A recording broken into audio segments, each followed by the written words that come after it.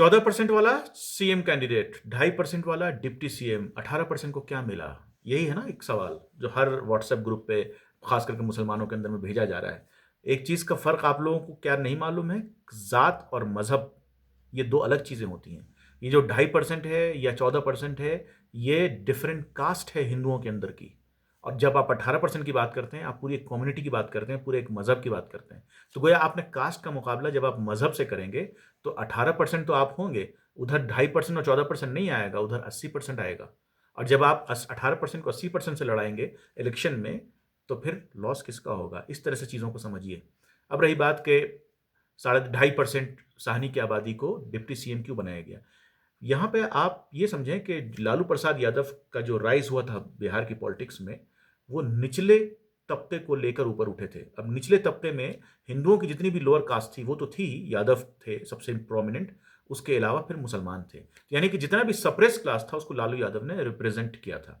तो जब आप 2.5% साहनी है, ये बात सही है, लेकिन वो एक्सट्रीमली बैकवर्ड कास्ट में आते हैं जिनकी आबादी करीब 30%। तो आप ये मत समझिए कि 2.5% वाले को दिया गया है, ये एक मैसेज दिया गया है 30% एक्सट्रीमली बैकवर्ड क्लास को, कि जो धीरे धीरे इनसे छिटक रहा है। ये रामविलास पासवान, ये मांझी, ये सब लालू प्रसाद की देन थी, लेकिन इन लोगों के अलग होने की वजह से काफी लोग इनसे कटते चले जा रहे हैं। ये उन लोगों को वापस अपनी तरफ लाने का एक तरीका है। और अब रही बात के 18% यानी मुसलमानों को क्या मिलेगा? भाई एक चीज ये समझें कि डिप्टी सीएम एक खिलौना होता है। हमें डिप्टी सीएमशिप ना भी मिले तो कोई बात नहीं है, हाँ, अच्छी मिनिस्ट्री मिल जाए ज़्यादा इंपॉर्टेंट है, होम मिल जाए ज़्यादा इंपॉर्टेंट है, आप एजुकेशन मिल जाए ज़्यादा इंपॉर्टेंट है।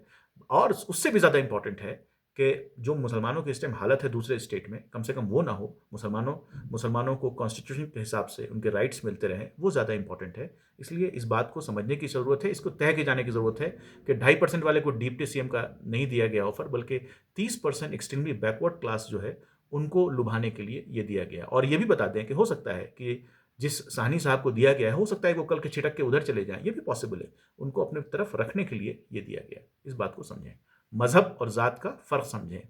मजहब की बात अब जब करेंगे तो सोसाइटी पोलराइज होगी और आपके खिलाफ होंगी चीजें। शुक्रिया।